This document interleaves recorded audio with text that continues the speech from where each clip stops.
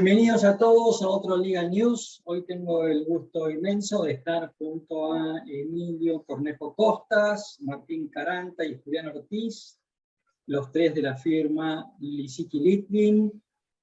Gracias a todos por acompañarnos, a los tres, por compartir con nosotros este tiempito para hablar un poquito de compliance. ¿Cómo están? ¿Bien?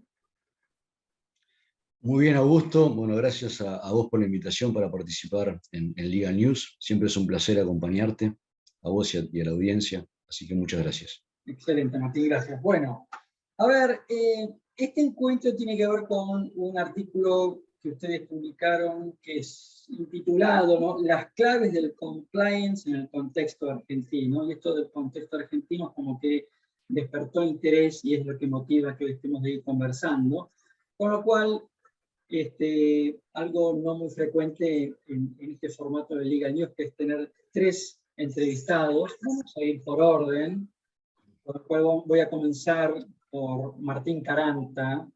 Ya, Martín, esto del contexto argentino y el compliance, me gustaría si nos podés contar un poco qué pasa con el compliance y facturas apócrifas.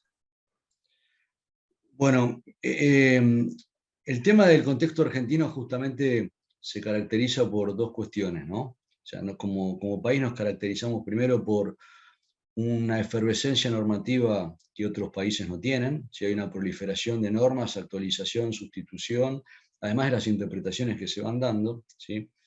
Y después por crisis económicas. Bueno, el contexto mundial también pega, pero acá tenemos la facilidad de fabricar nuestras propias complicaciones, ¿no? Todo esto en el marco del compliance, que después va a tratar Emilio con mayor profundidad,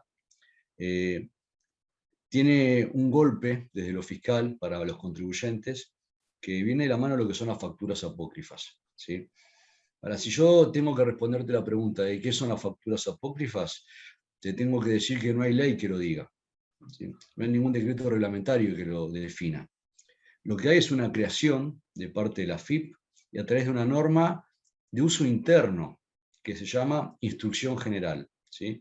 Si uno verifica la disposición 446 del 2009, que es la que define los distintos actos administrativos de la AFIP, va a ver que están las definiciones de resoluciones generales, resoluciones de alcance particular y algunas normas más caseras, más de entrecasa, más internas, como son las instrucciones generales.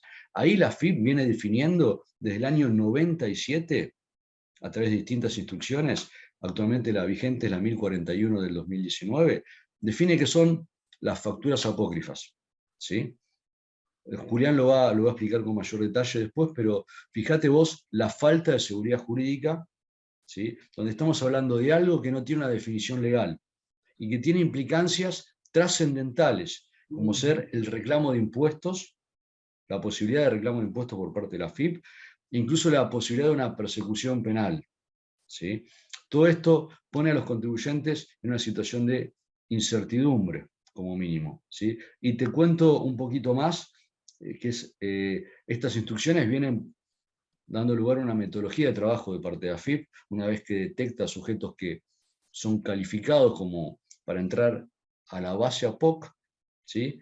Hay una base de datos que tiene la AFIP, donde están los distintos sujetos, los distintos individuos, sociedades, ¿sí?, que son calificados como pasibles de entrar a una base de datos. Entonces termina siendo una base de datos, ¿sí?, la que gobierna un aspecto muy importante de los contribuyentes que tiene que ver con el pago de impuestos y también la seguridad jurídica, ¿está bien?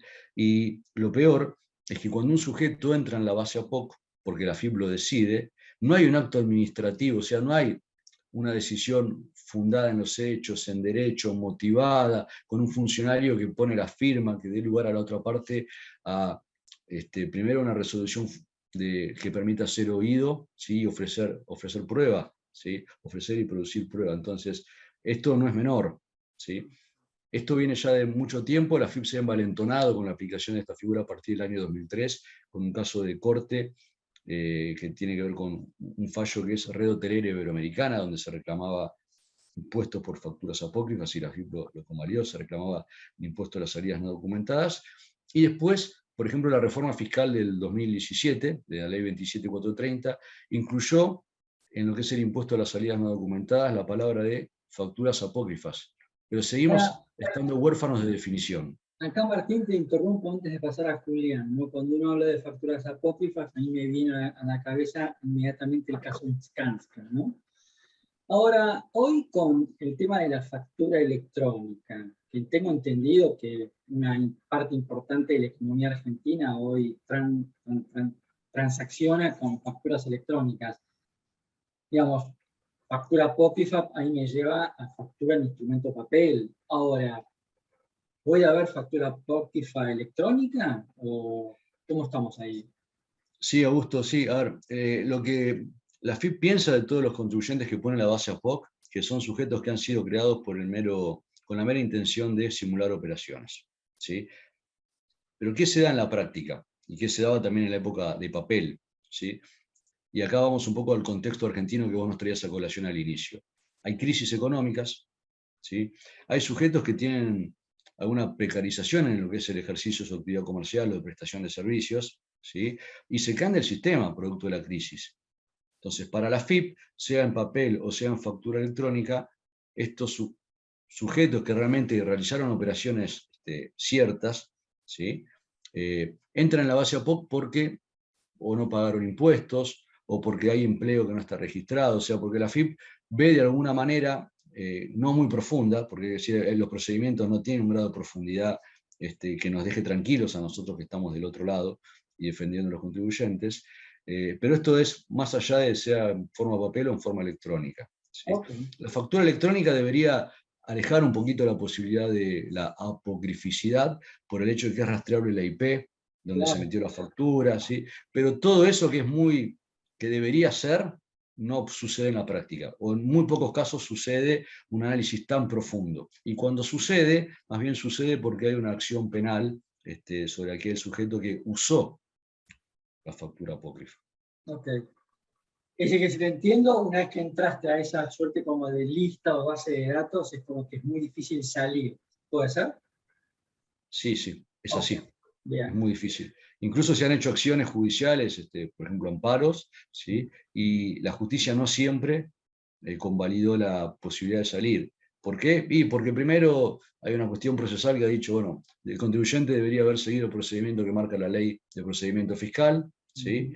Y otras veces porque realmente cuando se producen transacciones comerciales, ¿sí? Y con esta rusticidad que muchos actores económicos han operado, falta de prolijidad contable, ¿no? Pero no quiere decir que las operaciones no sean reales. Lo que pasa es que esta falta de prolijidad muchas veces no permite una producción de prueba que a la justicia la deje conforme y que permita la salida de la base. Bien. Por eso Entonces, es muy importante el compliance, ¿sí? Por eso bien. es muy importante el compliance.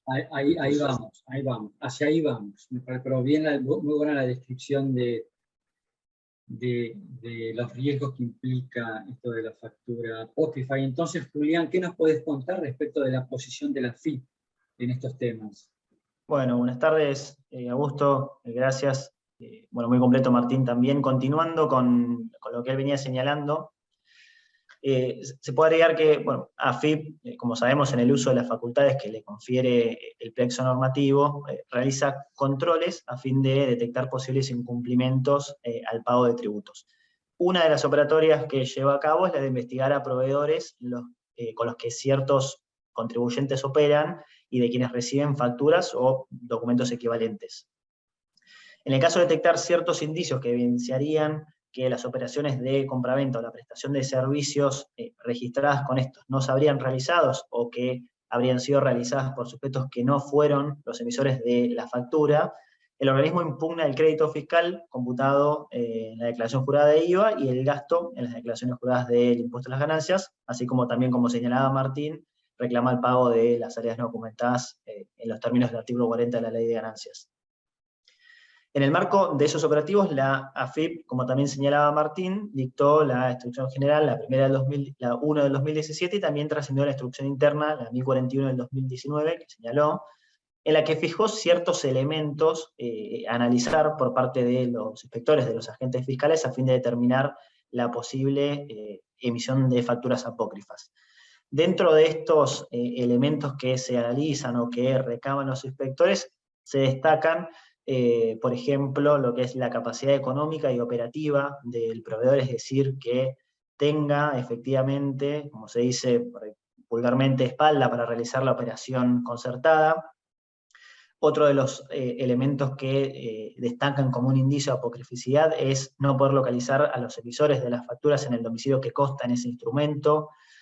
También que estos no hayan presentado declaraciones juradas de IVA, por ejemplo, o que la relación entre débito fiscal y crédito fiscal sea cercana a uno, que no posean bienes registrables, que no tengan personal en relación de dependencia, que no se pueda localizar cuando era la época de las facturas papel, que no se pueda localizar a las imprentas de los talones de las facturas, que no contesten requerimientos, o cuando se envían los requerimientos por correo, cuando el fisco lo hace para notificarlo de este modo, que vuelva rebotado, es decir, que no se encontró al destinatario. También que la actividad... Acá te interrumpo, Julián, un poco para ir entendiendo. Es decir, que la apocrificidad de una factura quizá no tiene nada que ver tanto con su emisión o creación, sino que también puede llegar a ver con el emisor de la factura, que puede ser un emisor, efectivamente, un emisor de papel, por así decirlo. Ok, ahora entiendo. Perfecto. Efectivamente. Efectivamente. Es una serie de indicios que AFIP recaba, sea tanto de comprobante fiscal o sea del, como señalás, el emisor.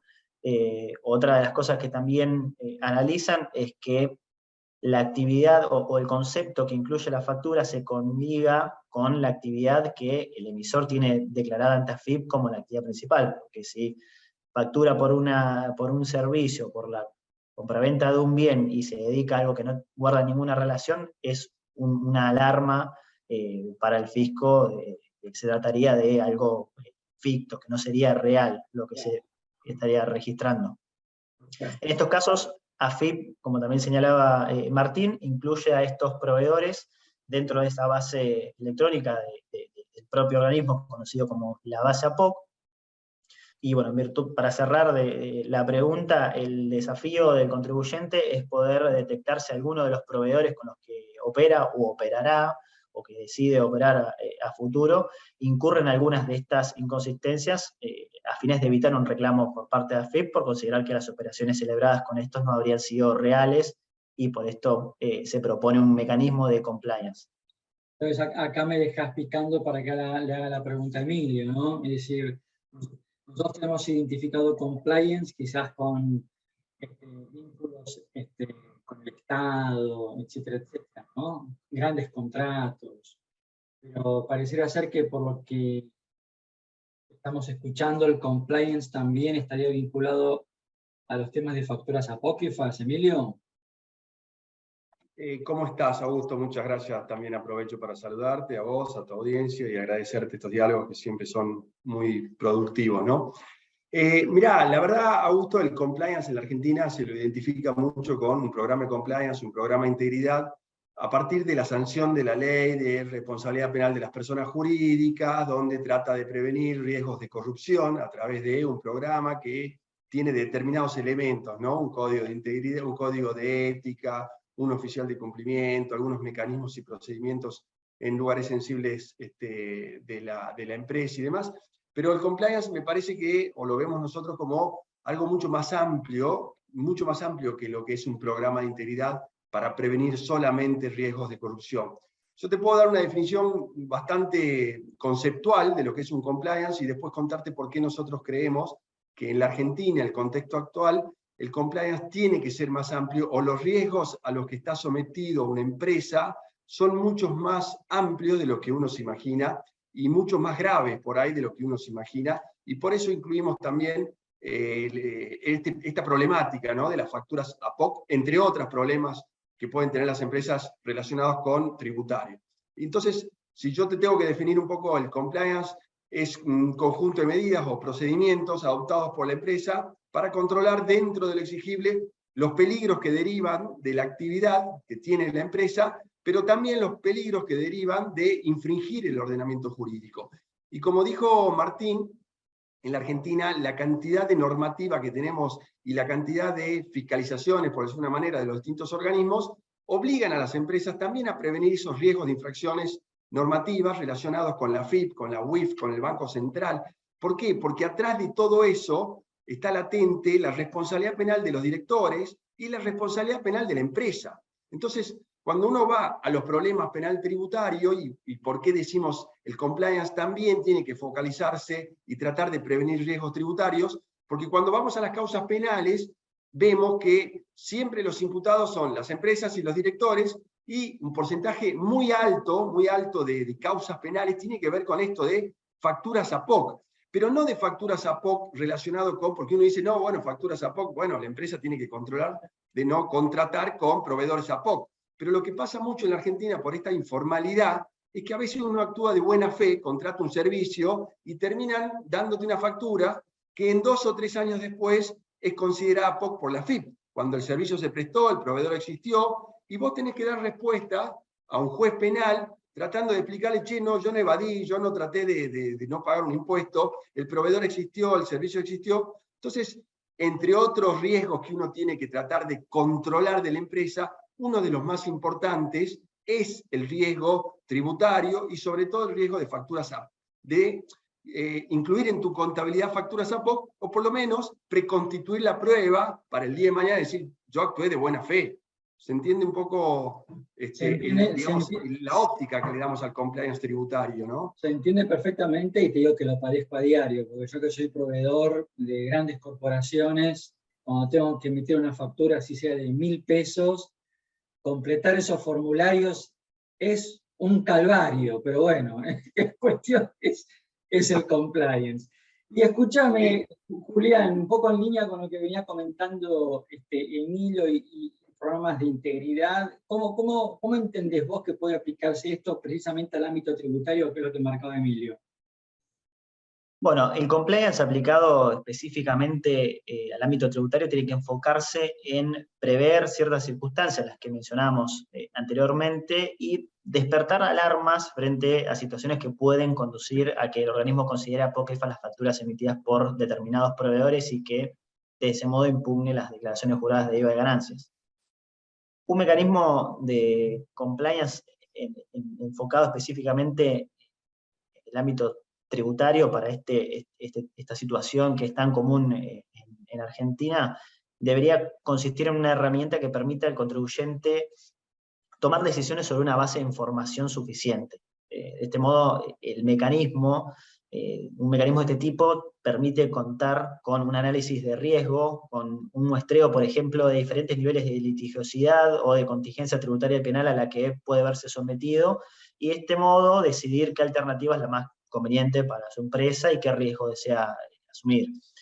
A su vez es importante que este compliance sea dinámico, es decir, que en la práctica nos muestra que en muchos casos el proveedor, cuando se lo contrata, no muestra ningún indicio de apocrificidad, pero sin embargo durante el transcurso del vínculo comercial comienza a realizar ciertos actos o incurrir en algunas de las conductas consideradas por el fisco como indicios de que se trataría de un sujeto que emite facturas apócrifas. Por esta razón, resulta indispensable que el compliance no se agote en una especie de examen de admisibilidad de un proveedor para determinar si estos harán posible que el fisco considere que se incumplieron normas tributarias al operar con estos, sino que requiere un seguimiento periódico también. La jurisprudencia, de hecho, tanto del Tribunal Fiscal como de las diferentes instancias judiciales, incluida la Corte, demuestra la importancia de esta idea de conocer al proveedor, es decir, que el contribuyente tenga reparos al momento de elegir uno y recibir comprobantes fiscales por parte de este. Y vuelvo a vos, Emilio. ¿Vos considerás que esto del compliance en el contexto argentino, ¿no?, que era el título de tu nota, ¿es algo muy propio nuestro, o esto también lo podés observar en otras economías, en otros países? ¿Qué te dice la experiencia, ¿no es cierto?, si es que podés compartir algo de esto, ¿no?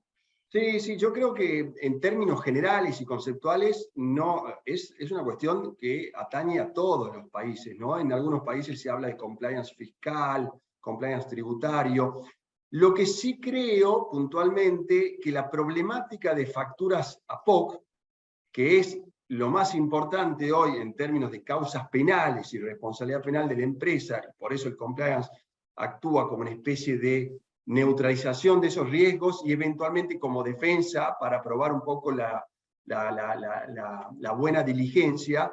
Creo que es una problemática argentina, porque como decía Martín, acá no es una cuestión solamente de, como decimos, de situaciones en las cuales dolosas, donde la empresa incluye en su contabilidad facturas realmente APOC, que no tienen nada que ver con un gasto que se hizo y con un servicio que se prestó. La problemática en la Argentina, y por eso el control, porque las consecuencias son iguales o peores, por ejemplo, de un acto de soborno. O sea, las consecuencias penales que vos tenés por incluir en tu contabilidad facturas de un proveedor real que el día de mañana es tildado por la informalidad de APOC son iguales o más graves por la pena, por el monto de la pena, tanto en la persona física como en la persona jurídica, que un acto de soborno. En eso yo creo que nos diferenciamos bastante de otros lugares del mundo, donde cada cosa tiene su verdadero valor, ¿no? Y donde podés acreditar que fuiste diligente y que no actuaste con dolo y quedar eximido de responsabilidad. Me parece que ahí está la diferencia con otros países y por eso nosotros hacemos foco en tener este tipo, sea un programa, sea un software, sea una persona que se dedique especialmente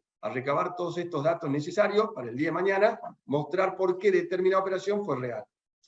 Bueno, en línea con esto que cuenta Emilio, que es sumamente interesante, Martín, te quería preguntar, bueno, ¿no? ¿Cuáles son los principales beneficios? Creo que ya Emilio adelantó uno, ¿no? Pero ¿cuáles sean los principales beneficios de contar con un programa de integridad focalizado precisamente en impuestos, ¿no? Y proveedores, evidentemente. Bueno, acá yo los escucho, y la verdad que me da la impresión como que hasta uno tiene que empezar a hacer una especie como de auditoría de los proveedores, ¿no? De la cadena de valor, ¿es así? 100% de acuerdo con lo que señalás. A ver, te diría que para ir un poco de lo más general a lo más particular y responderte, hay una definición que una vez escuché de un empresario a quien admiro mucho, que es ser empresario en Argentina es una actividad de riesgo, ¿sí? Desde riesgo patrimonial, por lo que uno pone en juego, hasta riesgo, bueno, Emilio señaló el penal, ¿no? Entonces, el compliance lo que permite es tener un riesgo controlado. Eso también Julián lo señaló. ¿Controlado a partir de qué? Y primero a partir de un programa de trabajo, ¿sí? Donde hay controles, ¿sí? Un control de ingreso del proveedor, como bien decía Julián, un control de seguimiento de la situación del proveedor a lo largo de la relación comercial, ¿sí? Y en ese programa lo que se permite es detectar en forma contemporánea con la situación algunas inconsistencias o actitudes del proveedor que se apartan del comportamiento que la ley espera que tenga, ¿sí? Respecto, por ejemplo, a lo tributario. ¿Está bien? Entonces, el programa de compliance, cuando se orienta a lo tributario, lo que permite justamente es prevenir riesgos a futuro, prevenir contingencias, porque a lo mejor yo detecto que un proveedor se está apartando de lo que debería hacer, lo detecto tempranamente, y tengo dos posibilidades. Eso que debería cumplir y está incumpliendo, lo cumple y se pone en regla y seguimos para adelante, o efectivamente a lo mejor esto permite interrumpir tempranamente la relación comercial para que la empresa no tenga una situación de riesgo. Fíjate vos por lo siguiente, por una decisión ajena al empresario, al directorio, una decisión que es de no cumplir la ley, pero que la toma el proveedor y que termina responsabilizando patrimonial y penalmente a la empresa. ¿Sí? Entonces, lo primero es una detección temprana, ¿está bien? Puede suceder también que uno o los controles consideren que la situación es de un riesgo controlado y después la FIP el día de mañana diga que no. Entonces, tiempo más tarde nos encontramos con que un determinado proveedor es parte de la base APOC y tenemos un reclamo de parte de la FIP, una pretensión fiscal. El compliance lo que permite es tener prueba preconstituida, ¿sí? Es decir, tener prueba que se va reuniendo sobre el desarrollo de la actividad, la existencia del proveedor, el cumplimiento de las prestaciones que surgieron del contrato, ¿sí? cada elemento, cada actividad tiene una cadena de valor, como vos bien señalás, entonces este programa es a medida. ¿Está bien? Pero lo que permite es que el día de mañana, siempre cerca de la prescripción, cuando viene la FIP y hace un reclamo, uno no tenga que por ahí pedirle a un sujeto que hoy no es más proveedor, que ya se interrumpió la relación comercial, o que tal vez ya no existe, ¿sí?, que aporte cierta documentación que uno necesita para defender el reclamo, sino que eso ya se va incorporando a lo que es el legajo, producto de los controles de compliance que tenemos, ¿sí? Entonces te diría prevención, control, ¿sí? E incluso también te puedo decir a una suerte de seguridad jurídica, porque un programa de compliance lo que contempla es en la relación contractual que el proveedor aporte cierta documentación, ¿sí? Y vos decías que hay una suerte de auditoría que se hace. Mirá, no es obligatorio, es más, de hecho, la Corte, validando el dictamen de la procuradora Laura Monti, en el caso Billdown, ¿sí?, donde se reclamaba IVA, la Corte dijo, no es obligatorio, el contribuyente no tiene que hacer la tarea que la FIP debería realizar. Lo que pasa es que la FIP no la realiza.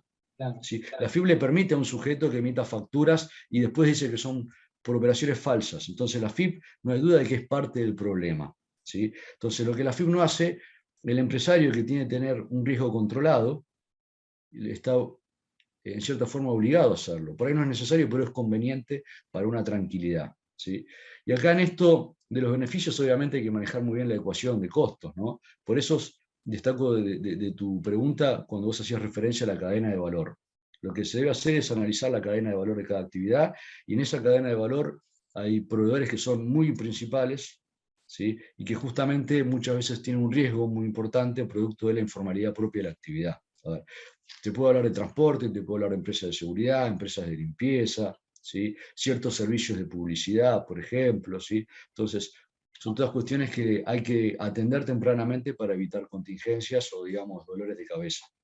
Ahora, en esta estructura de control de costos, obviamente no da lo mismo alocar costos en una empresa grande que alocar costos en una pyme donde tienen las mismas responsabilidades, las mismas obligaciones, donde puede ser víctima también de facturas APOC, porque esto es una especie como de círculo, ¿no?, vicioso, si querés, o de cascada, donde tenés la empresa grande y después todas las empresas pymes abajo, donde son todas proveedoras en cadena para entregar el producto final, ¿no?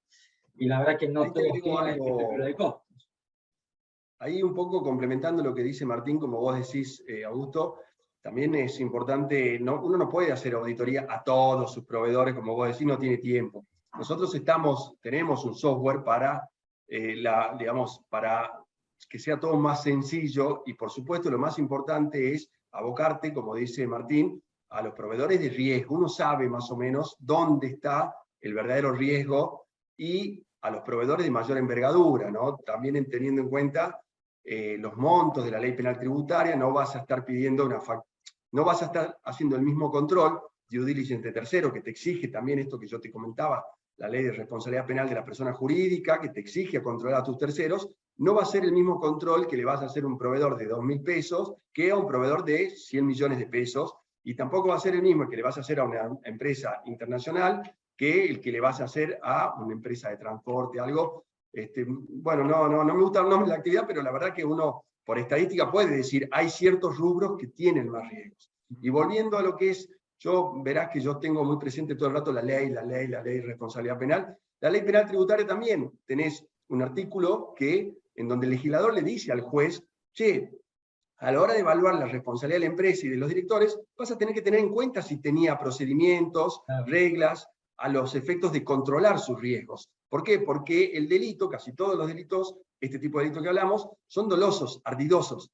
Entonces, si vos haces un debido control, en principio el día de mañana es muy difícil que te digan, tuviste ardid, fue doloso, fue intencional para tratar de reducir tus impuestos. Poco a eso apunta la necesidad de ser diligente, preconstituir prueba, insumir el tiempo razonable, porque el dolor de cabeza de la contingencia penal y económica es altísimo el día de mañana, para tratar de evitar que sucedan estas cuestiones, ¿no?